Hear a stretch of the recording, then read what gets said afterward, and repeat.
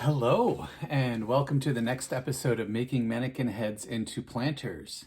I have really crazy hair today.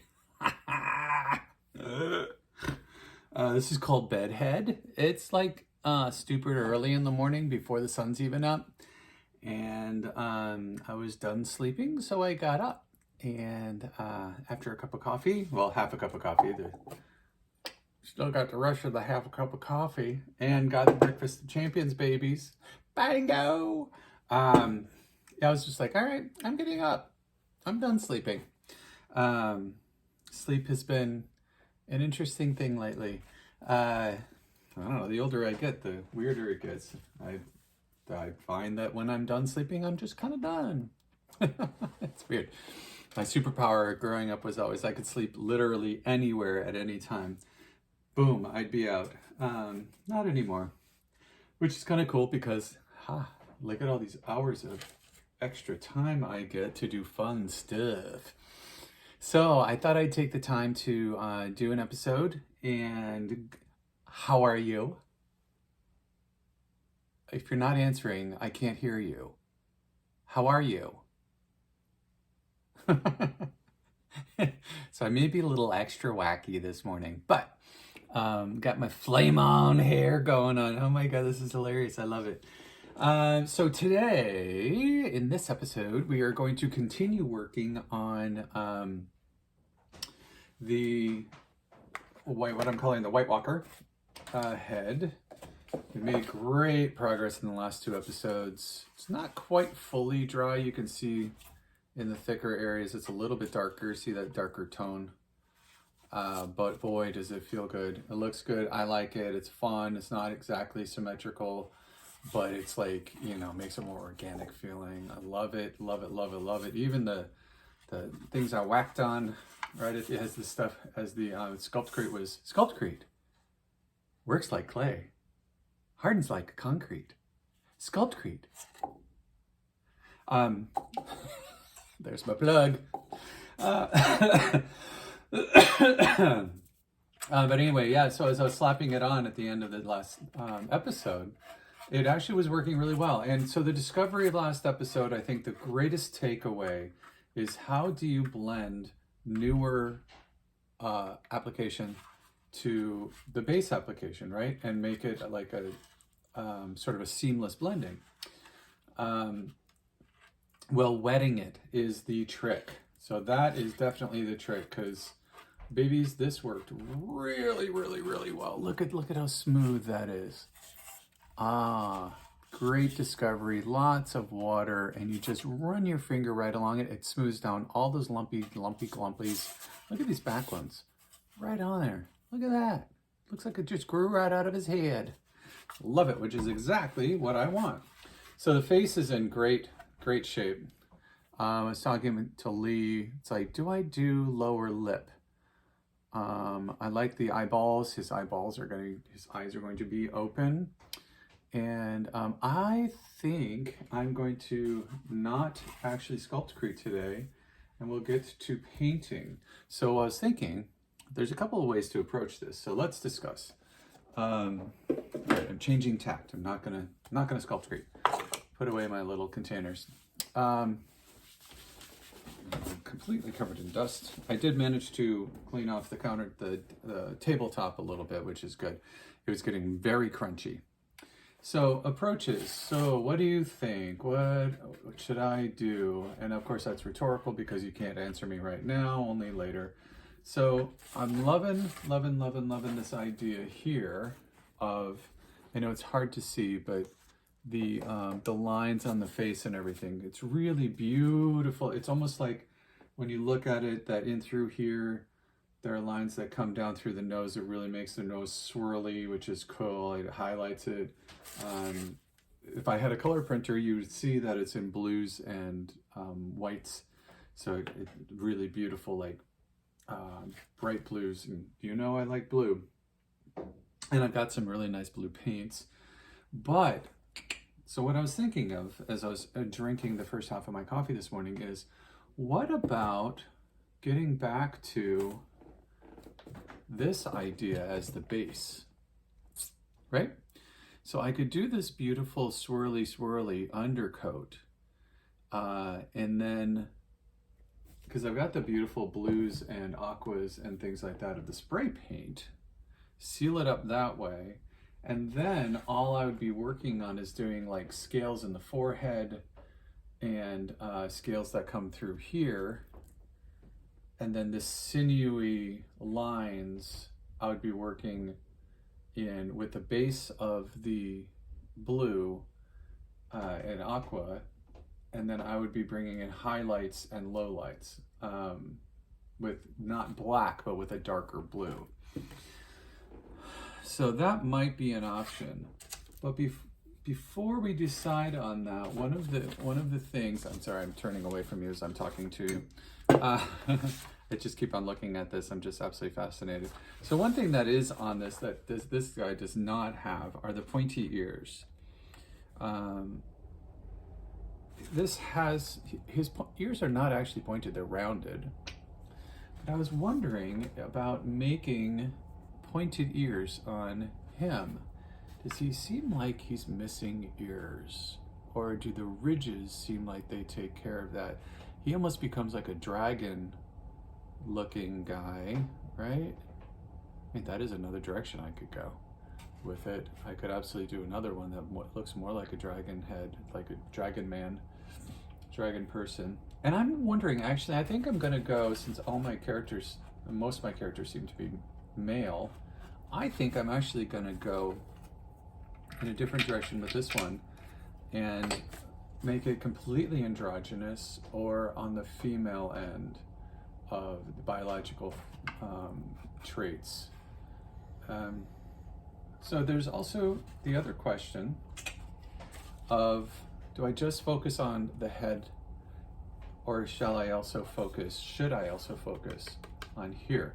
Twisty head that I did outside, or spiral head, was very, very much about the neck, and then the face was just a beautiful face that I enhanced the underscoring of the face. So if I do work with the neck on this, I would probably bring ribs up and give it some more feature, but I don't want it to become busy, right? So that's the question. That is the crux. It's like, you got these features on it, it's cool, and does it need more? If we had the crest of the head, I would have a couple horns up here as well, but instead I put them on the back so that we could see them down below and up above. So that is the debate. Once I start painting, as we discovered when we were working on these heads, doing the painting before excavating was very challenging, because it the paint tends to fleck off, or it separates from the what I think is latex, I don't know, the plastic underneath the rubber. It's rubber, probably some sort of form of rubber. So I'm just not set on what I'm going to do with him, her, it yet. So I'm wondering if I should just focus on tall head today. Let's do that. Let's focus on tall head. We're changing tacks. I'm going to pivot just because I want the next step. I'm really loving this. I'm loving this. And I don't want to go in a weird direction with it. And I just worked on it, so I'm going to take a little break from this guy, figure out where I'm going to go, and focus here. So now we need to do, oh my gosh, this is hilarious. This is so that you can actually work with earrings and everything. Do you see the holes? Can you see little teeny weeny holes in the ear? Look at that. Isn't that wild? You could put earrings in there. And there's not quite enough ear for it to go like through to an earlobe in the back. So these guys, so let's discuss this. This type of head, as I clean it off, because it's gotten really gross from sitting down here. Whew, wow, I actually see all the dust come up. I would not, in my opinion and in my views, I would not be able to do SculptCrete on it. Now, why would I not be able to do that? Because it's so soft. You want a rigid underbody or rigid foundation, and that foam is rigid enough so I can really press against it, and it's not going to get squishy. Now, of course, I could use this.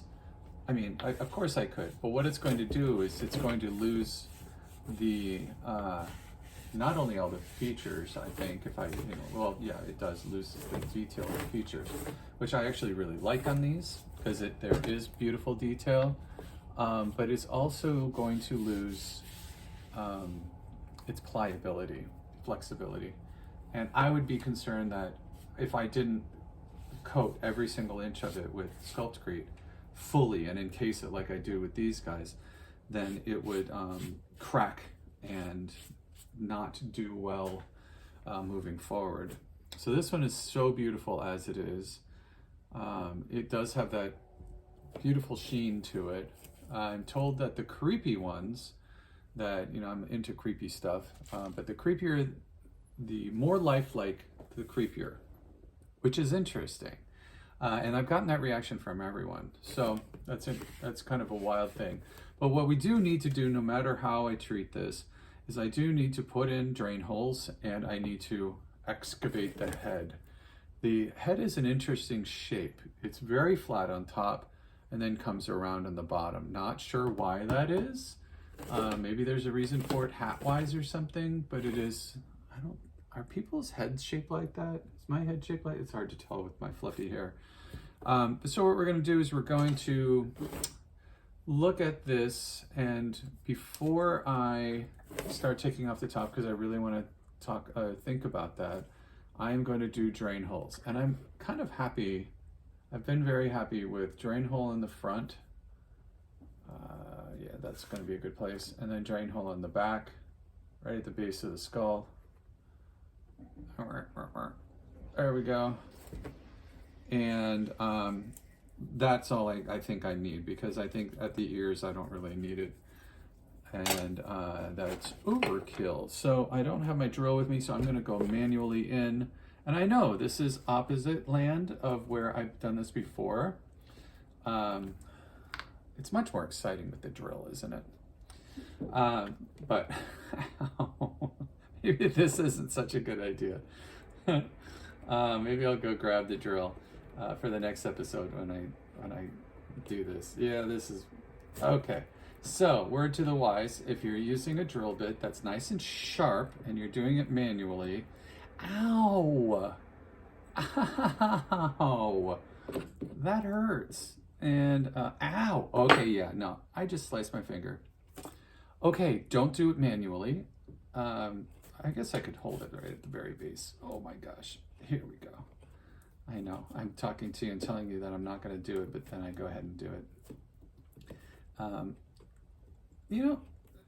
Go ahead and do it. Try it, see if it works. What the heck? What is it going to hurt other than slicing your fingers?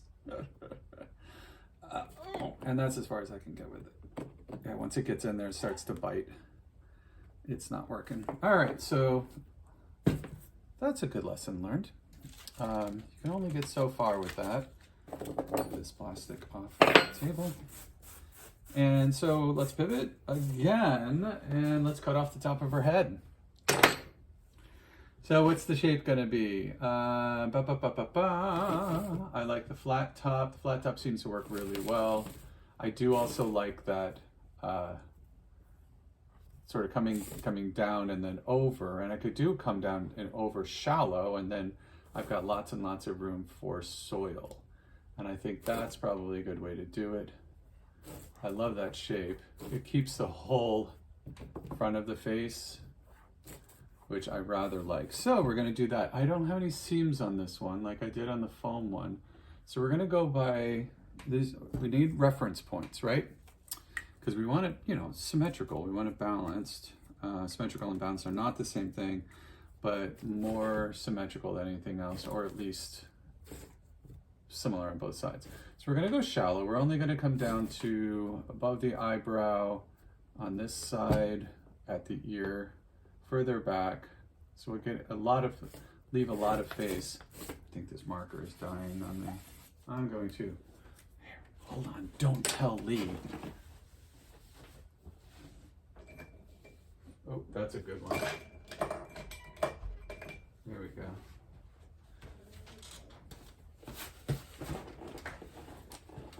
All right, so I'm gonna go up from the front of the ear.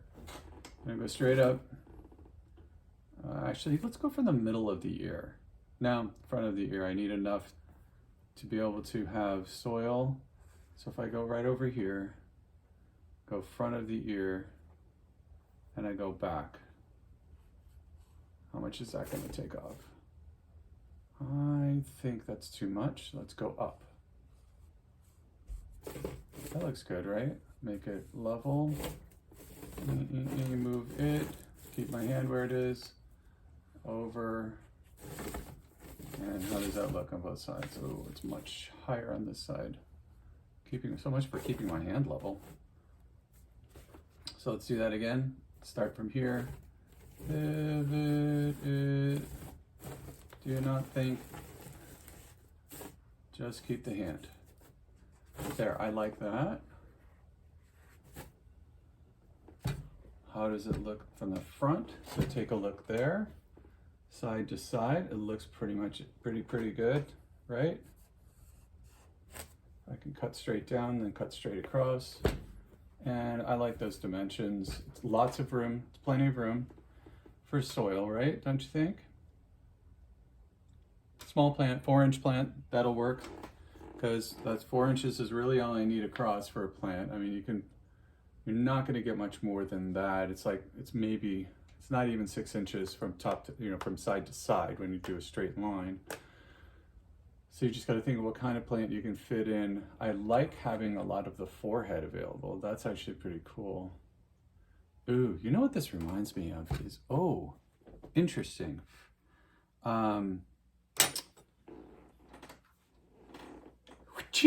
It reminds me of, speaking of which, Egyptian. Oh yeah, let's go Egyptian with tall head. That could totally work, right? Totally work. Her features are not correct for that region, but I could totally make it more Egyptian-y. So what we're gonna do is we're gonna cut in here, and then we're gonna cut this way. Or should I cut this way first and then that way? I don't actually think it matters. So here we go. I'm gonna put it down here. You can still see it, but at least then I have a better perspective. She's so tall. It's almost very hard to work with. All right, ready? All right, here we go. Oh yeah, baby. Cutting through the mannequin head. All right, here we go. My lid is in the way. There we go.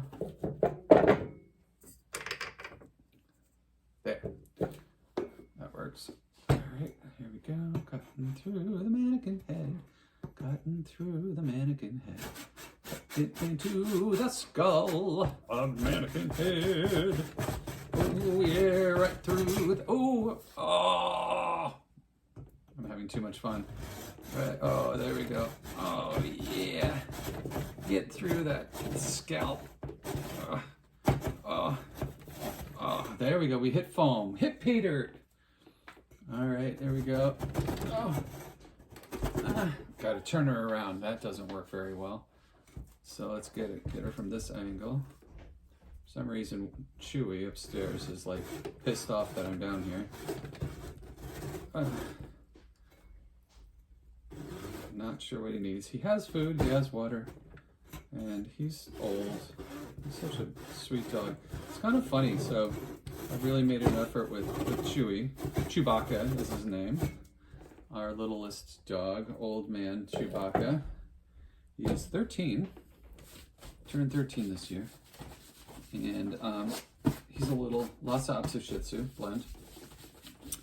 And he's always been very not a lap dog, right? For some reason. I mean, I ask you like you know. Well, he, not asking, telling. He's not a lap dog. He's never been a lap dog. He's always been very independent, do his own thing. He grew up with two very crazy dogs, like unstable crazy dogs, both of whom, you know, were rescues and had their issues, major issues, which is why we adopted them. And they had wonderful lives. They were sweet, sweet, sweet doggies, but they were very quirky. The other two, Dinky and Scudder. All right, I'm trying to get this started. It's not as easy as it would seem. Oh my God, she just wants to jump around. It's because she's super slick, and I want to make sure I get it started right straight on. There we go, nice and gentle, smooth strokes to get through that outer layer of rubber, or whatever it is. Oh gosh. It's nerve-wracking when it goes astray like that, because I want to keep my hands very far away from it, because I don't want to be digging into my hands with this thing. All right, let's take a different approach. There we go, this is working. Creating a space for it to actually dig in and stay dug in. Yeah, so Chewbacca, oh my God, he looked like a little Wookiee when we first got him, or like a Ewok. I couldn't figure out an Ewok name, because he actually looked like 100% like an Ewok. You would sit there with his little tongue out. Oh my God. Size of the palm of your hand when we got him. Such a funny little dog, adorable. But Chewy has always been super, super, super independent, like kind of annoyingly so. Not a cuddle bug. Sweet, a little quirky, a little obsessed with food because his brothers were obsessed with, his adopted brothers were totally obsessed with food, especially Dinky the Chihuahua. So as Chewy's getting older, he always hates it when somebody reaches down to him frontwise, like to his face. Dogs don't like that, for the most part anyway. They kind of like are, you know, overwhelmed when you this giant thing, giant person goes down and tries to grab them from the front. So what I've discovered with Chewy, the place I'm going, or the direction I'm going with this whole diatribe, is that I've discovered that Chewy is as he gets older, he's more cuddly. And Chewy is just fine. Shawneen discovered this actually. When you greet Chewy and want to scrub him, you grab his butt. No, you don't grab his butt, but you go for his back. You go over his head. You're not reaching for his face. You go over his head, and you don't make any indication that you're going to go for his face. And instead because he would get very defensive when people would do that. And we were like, well, shit, he's not socialized. Problem, right? When he's not very socialized to other people and dogs, even though we were around a lot of other people. But he is so much less problematic now and so much easier going now that I finally figured out. Thank you, Shawneen. Oh, Jesus. These things hard to get through. It's so awkward with it being the size that it is, but it's working. It's working. Just go slowly, light strokes. If I try to dig too hard with it like I'm used to, it just does not work. There we go. Now it's working much better. It's very awkward and bouncy, jiggly. Anyway, so Chewy has become more lap-like. I think because he's got a lot less fat on his body, first of all. As he gets older, he's getting leaner. He's on a couple medications because to keep his appetite up and stuff like that. Keep his organs functioning well, which he loves his peanut butter pills. Thank goodness. It makes it easy. And so last night, you hear that? Pay dirt, babies! Yeah, so last night we had a fire out in the solo stove out on the front, the back porch. The guys made it, I was working, ended up actually working on a project late till about 20 after 5, and because I work from home on Fridays, which is beautiful. And I grabbed Chewy, and it's a little chilly, so I wanted to keep him warm. I don't want him to get, you know, shocked by the cold by any means and get sick or anything, because he's doing well, even at 13. And oh my God, he just cuddled down. At first he was kind of like, I'm awkward, I'm in your lap, I'm awkward, I don't know what to do. And then he just mellowed down, fell asleep completely in my lap. What a cutie patootie. And was just mellow yellow, happy as a little pooch. A little sleeping pooch in my lap. And I was like, oh, my old man has become my baby again. And it's just kind of funny how, you know, he's been, Lee was saying that the other day, he was thinking about, you know, the inevitable with Chewy, that he's going to pass at some point, and it's becoming more sort of imminent, you know, with certain things. He gets up and his leg gets lame for a little while, and he shows his age, I guess is what it is, you know, what you expect. But it's just that sort of reality of sadness of he's such a good little bugger that you don't want to think about it, and it makes you like, oh, what am I going to do without him? And then I think about, oh my God, what is Willoughby going to do without him? Willie Willoughby, Willie Willow Willoughby. Because they're best buds. He's like, Willie takes care of him. Willie protects him. Willie, if Chewy's not feeling well, Willie is right there at his side. He is a total caretaker. Oh my gosh, he is hands on, paws on, if you will, with Chewy, and very, very protective. Holy moly, it's really sweet. And so I'm just like, oh, Willie's going to be really in a rough spot. So I think when the inevitable happens, hopefully it's not going to be soon, but when it does, and Chewy moves on, we're going to have to consider puppy. And no, I'm not making, you know, I'm not like, oh, Chewy, move on quickly. That's not what I mean by any means. But, oh my gosh. So it is a consideration. It's kind of one of those weird things where you're just like, holy crap. Gotta, you know, really think about that. And then how does that, having a puppy, of course, impact your life? Or, you know, not necessarily even a puppy, but adopting another dog. You know, we adopted Willie. He was a little bit older. He had been displaced in Dallas, I guess, in Texas. They figured he was displaced and lost during one of the hurricanes down there, or not hurricanes, whatever they have. I guess a hurricane. But yeah, he had not been chipped, but he obviously had a loving household, because he's just a gregarious, loving dog. So he didn't have any trauma. I don't know how much of that dust just went in here, but whatever. We got super lucky with Willie.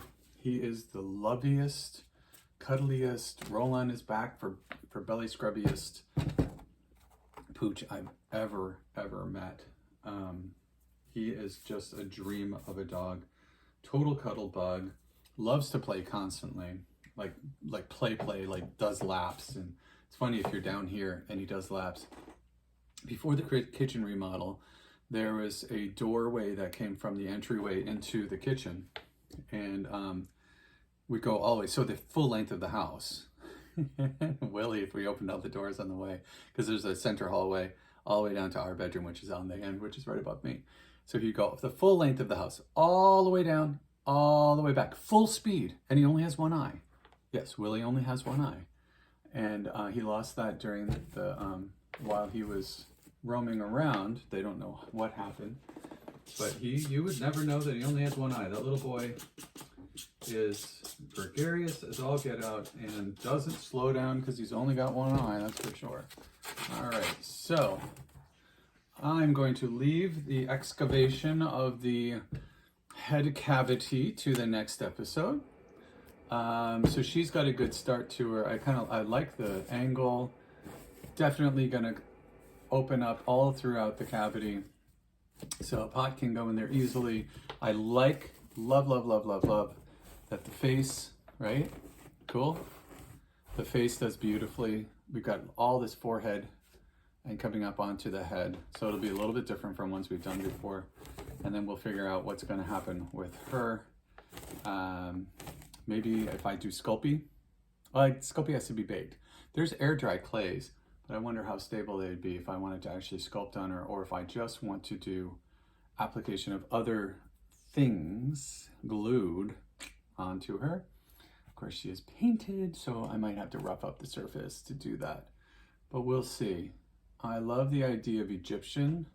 So if I do Egyptian, maybe I'll actually make something that makes her like a headdress is what I'm thinking, like the really cool with the Egyptian eyes, and do that.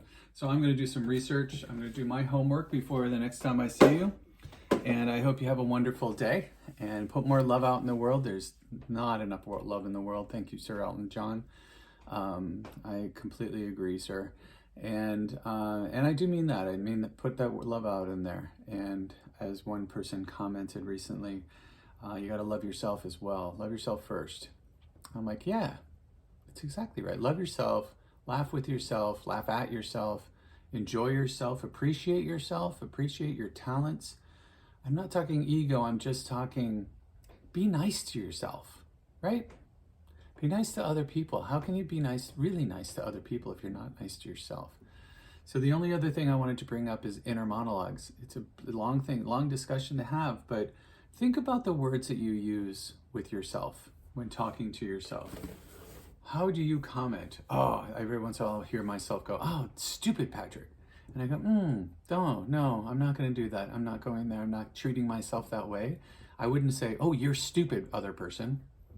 That's just rude. Why am I rude to myself? I don't need to be rude to myself. Give myself grace. So give yourself grace. Give yourself room to make mistakes. Learn from those mistakes. Don't beat yourself down. Give yourself lots of room to pivot, go around, push through, whatever it needs to happen.